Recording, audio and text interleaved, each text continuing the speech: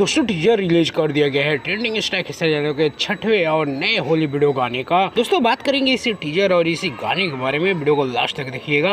दोस्तों बता दें कि इस गाने को लिखा है टुनटुन यादव ने, गाने में म्यूजिक दिया है आर्या शर्मा ने, गाने को गाया ट्रेंडिंग स्टार खेसारी यादव और शिल्पी राज ने। गाने में आपको देखने को मिलेंगी कोमल सिंह और ट्रेंडिंग स्टार खेसारी यादव की जोड़ी।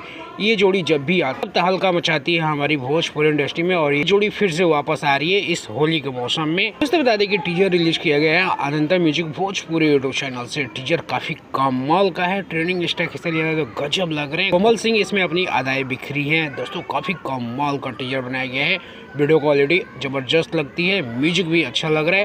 दोस्तों बता दें कि गाना कल सुबह 6:30 बजे रिलीज किया जाएगा अनंता म्यूजिक भोजपुरी यूट्यूब चैनल से। और दोस्तों वही बता दें कि ये ट्रेंडिंग स्टार खेसारी यादव का छठवां होली गाना होने वाला है। इससे पहले 5 गाने ऑलरेडी रिलीज हो चुके हैं। मतलब दोस्तों इस पर खेसारी यादव काफ़ी सारे गाने आपके बीच में लाने वाले हैं। ऑलरेडी 5 गाने आ चुके हैं, एक ये गाना, टोटल 6 गाने आ चुके हैं, और भी गाने आएंगे क्योंकि अभी होली में 10 दिन से ऊपर है।